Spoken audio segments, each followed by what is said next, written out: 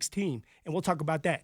But Bo Nix is the guy for the job because he has done everything the right way. He has developed the right way. He has went through the fire, had his ups and downs, and stayed consistent. His teammates are following him now. But how do you do that? Before you can lead, you have to be able to follow. Bo was following Sean's lead, and now Sean says, hey, you know what? I think that you're ready to walk on your own. Your teammates are behind you. Your teammates believe in you. They believe in you. And now it's time for you to go out there and make the magic for yourself. I can't hold your hand in every step. At every step of the way, it can't be like that in the league. And for Bo, I think Bo's like, hey, I'm mature enough. I can put the ball in my hands. Let me make the magic. Let me make this work. And it's worked out well. And I just think it's a collective of things that have happened for Bo that makes him the guy now. But you have to earn the right to be the guy. Now, we all wanted Bo to be the guy. Oh, yeah. The coaching staff wanted Bo to be the guy. Greg Penner wanted Bo to be the guy. The fans wanted Bo to be the guy. And his teammates wanted him to be the guy. But you have to earn that right to be the guy. Bo Nix has earned the right by going out there and winning 10 games, by going out there and competing at a high level, the toughness, by going out there and making some plays, putting himself in situations to win a game, like the Kansas City Chiefs game, the first one of the year where Bo Nix drives down there, throws a great ball to Cortland Sutton, puts us in field goal range to win the game. Those are the things that you want to see from a franchise quarterback, and that's what creates a guy, and Bo Nix is that guy. Can you think of moments earlier in the season that it was like, oh, like this dude has it, and it is not really, you can't find it in the box score unless it's a play where you're like, holy God, I didn't think he was capable of that, or was there a moment that you could think of? I think the moment was going against Tampa Bay Buccaneers. Your back's against the wall. You're not supposed to win that game. Tampa's a good team. And you go in there and win. Now, Bo didn't throw for a touchdown, but he commanded the huddle. He drove down there. That's right. He had opportunities, and he was able to take advantage of those opportunities. And Bo ran for a touchdown. He did. Bo helped win that game along with the defense. But that started this journey for Bo Nix and the Denver Broncos. And because of that game, it changed the whole momentum of the season. And now we're a 10-win team because of it. I like that. And that's not the game statistically that a lot of fans would think of, but it was basically like if you don't win that game, your season's over. They had a 1% playoff probability going into that game. And no, he didn't throw a touchdown, but you know what he also didn't do? Turn the ball over. And he had 4 interceptions in the first 2 games, and they were both one-score losses. That cost the Denver Broncos. And by him just cleaning up the turnovers in that 3rd game of the season to keep their a year alive, yeah, that was huge. Because after the Buccaneers, they played the Jets. He had 0 turnovers. He played the Raiders, 0 turnovers. And then, of course, for the Chargers, he ended up getting picked off one time. But he was able to go a 3-game stretch without any turnovers. Yeah. I think for me, it was the moment when I realized that he was the guy, the pass for 93 yards against the Cleveland Browns, when he had the arm talent on display. All right. And it was like, holy smokes. I don't know of a quarterback that has come through Denver since Peyton Manning walked out the door that was capable of making that throw. And honestly, Drew Lock might be the only other one from a arm talent standpoint that could make that throw. But obviously Drew had his own issues and you know, but Bo making that throw during the same when did he freak out on Sean on the sideline? Do we remember what was it, the Raiders game? Yeah. So it's in that middle of the season for me. Really October. The month of October for Bo was sensational. It really was. It was that game in New Orleans in primetime where his athleticism had the entire NFL world talking, where he ran for 75 yards in that game and had a big 30-something yard gainer. Yeah. And it was like, holy smokes, look at Bo Nix move. So it was, I think for me, it wasn't a single moment. It was a collection of moments. The throw against the Browns, the moment with Sean on the sideline against the Raiders showing the defiance, but also in a game where he threw for over 200 yards and 2 touchdowns. And we started to stack up those Rookie of the Week awards, and then he was the Rookie of the Month in October. It's kind of started to come into focus for me where the eye test was matching up with the stats. and the cleaning up of the turnovers and him coming into his own, commanding the huddle and being that sort of, he feels like an alpha dog out there that doesn't say a whole lot, but you can just tell how competitive he was. And it's like one of these things with football, like, and I've used the Niners these last couple of years, like, how do you stick out from a physicality standpoint in a sport that is inherently physical? How is one team when you're getting hit all the time? And it's like, I watched Kyle Shanahan's team. Not this year, they've been down, but last 4 or 5 years, like, they're the most physical team you're going to play. If they're on your schedule, you're going to be bruised up after. And it's similar, like, when I look at NFL players, they're all competitive. That's how you get to the highest level. But how does his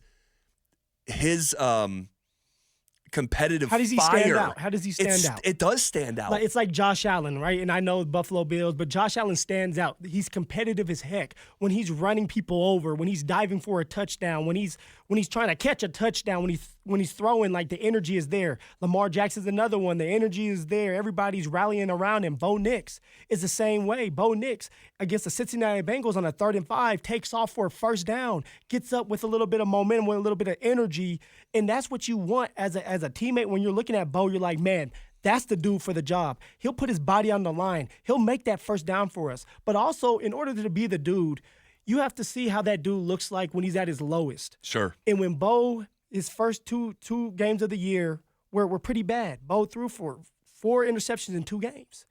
Bo was talked about like a dog. Like, man, he's not going to do it. He's not it. Bo didn't throw his first touchdown pass until the Jets, when Cortland Sutton was able to catch the ball at the back of the end zone. And even that throw was not a pretty throw. It was an ugly one. Yeah. But you have to be able to be consistent no matter what. On your ups and your downs, you have to still stay the same. You have to be the same person. You talked about, it's like one simple little thing with Bo and him not cussing.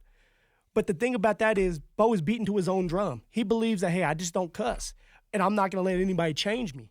And that's a great leader. That's a great person to say, hey, that's going to be the guy, because when things are bad, he's going to stay the same. He's going to be consistent. When things are good, he's going to be the same. He's going to stay consistent. And that's when you become the leader, the franchise of the team, and the guy. Yep. Oh, man. I'm so happy. Like, this conversation in itself is incredible, considering the tone of the conversation surrounding quarterbacks as the season has been closing for 8-9 years. It's like, it's such a healthy spot, because, Phil, there are so many years where, like, okay, well, let's look at the draft. Who's available in free agency? What's it going to take? What's it going to cost?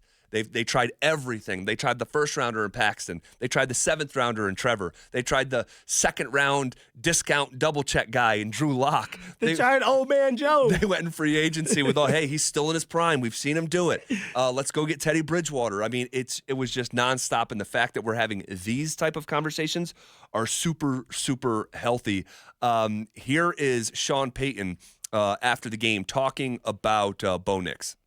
Look, I think the hardest thing for quarterbacks that come into our league are the 3rd down protection, menu, volume, like the different 3rd down packages and pressures. So they all have to take a speed course on that, and he's done very well on handling, the different odd front, nickel front, dime front pressure. I think it does begin to slow down. Here's the one thing I know. He's a hard sack, right? And I also know it's difficult if someone coming from the college ranks is sacked quite a bit. It's difficult to change that. That statistic has as much to do with the quarterback as it does the offensive line. And I think that he processes it and gets rid of it. And the other thing I would say is, man, with his feet, maybe there's a little bit more there than I didn't or we didn't see, because, he didn't run the shuttles and everything, but he can run. That's kind of the spaghetti sauce sometimes when the pocket isn't clean. All right, so there's a lot there. There really is. When he talks about Bo not taking sacks, and if you take a ton of sacks in college, that's a hard thing to break at an even higher level. And Shedeur, I mean, at some point we have to talk about that with Shedeur Sanders, because he's had that propensity to hold on to the ball. There you go. Hold on to the ball. You're thinking too much. The pressure intensifies, so now you're like, what do I do? It seems like Bo is just cool, calm, and collected. Yeah. And when there is pressure, it's like, okay, I'm not going to just roll up into a ball and just sit there. Like, I'm going to either throw the ball throw the ball out of bounds, run with it, or hit my check down. He's always thinking of these things, and that's a smart quarterback. That's a quarterback that you need when the pressure is at an all-time high. Yep. His feet, and he's referencing his, athleticism on the ground game. You hear from Sean, it's like, it was even better than we thought. Now, he said that before on the record, so he's saying it for the second or third time. But what he references there at the end, how he didn't run at the combine, I don't know if that would have changed anything for him. But I do wonder if his athleticism was on display during the draft process. Man, we know how this works. People fall in love. They love the 40. They do. They love the athletic ability. And I wonder if Bo started running around, people would have been like, maybe he doesn't fall to 12. Maybe he does. Maybe he does, but maybe he doesn't. And it just takes one GM to change their mind, because Lord knows a lot of GMs have changed their mind from watching the tape in college, and then they see him in the draft process, and they get overdrafted. I wonder if Sean talked to Bo about it and say, hey, don't run. Don't run. Like, we want you. We want you, and I guarantee we are going to pick you at 12. You got to trust me. I know it's a lot going on, but if you're there at 12, you are our guy. So if you don't want to run, don't run. Like, don't put it out there. And I know that's conspiracy theory, but people do that. No, they do. Do you know why I don't think that happened here? Because he was hurt? No, because Sean would have already bragged about it. And I'm not kidding.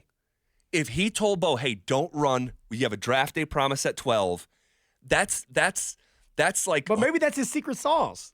Maybe he's promising everybody that. He's like, hey, look, I'm not going to tell you guys everything I do. No, I mean, no, there's no way. If Sean's got something to be proud of with his quarterback that he's bet his career on, he would be telling us how he hoodwinked the draft. Like, he already kind of does. He said, I tricked the Vikings into taking J.J. McCarthy. It's true. Here's Cortland Sutton on when he knew Bo Nix was the guy. Man, shoes, I got to lay eyes on Bo during minicamp, and I was like, man, he can throw that ball a little bit. Being able to get into training camp and see his determination to want to grow, to want to learn. He asked so many questions, just wanting to understand concepts, and seeing, like, watching him, we'll run through a play and then he'll come back and start having conversations with us. And I'm like, man, it's hard to get some veteran quarterbacks to do some of those things, and to see a young guy have so much drive and passion for the game.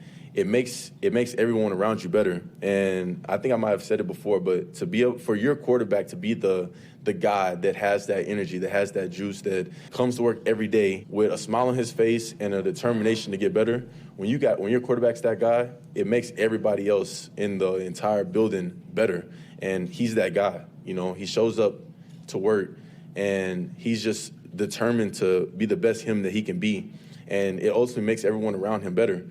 So long and thoughtful response there from Sutton, but he's referencing training camp. And I remember, just like you do. Oh, yeah. There was a moment between Sutton and Bo during training camp where they were just not on the same page, and it didn't, like... Cortland was frustrated. Cortland was frustrated. He hadn't been around in the previous stages leading up to camp. You still blaming my man Cort for not being around? No. He was just a little bit out of sync. I remember he dropped his first ball in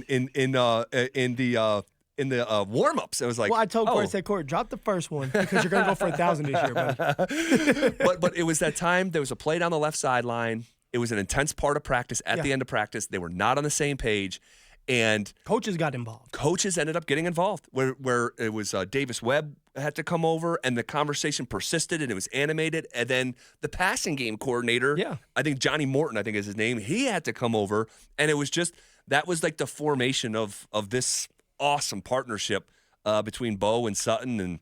But I love that you brought that up, Zach, because I definitely think that's when the relationship started. But I think for Bo, it was like that next day, going back to Cort again, and there was probably a play where Cortland and Bo were finally on the same page, and Cortland's thinking like, oh, he is thinking of this. He is getting me involved. He does want to work. He does want to get better. He's trying to figure me out. Right. And now you buy in. Now Cortland's buying in. Now Garrett Bowles is buying in, and that's what you want. That's what you need if you're going to win games. Yeah, and let's be honest, the guy that threw Cortland Sutton a career-high 10 touchdowns was just asked to leave. Yeah. And that was his guy. Because you remember, no one knew that Russell was told he was going to get benched except for Sutton. Other than Cort. And so you could see maybe Sutton came in with like, here we go again, another quarterback. And here he is with a career year with Bo in his first year. Remarkable. All right, the officials have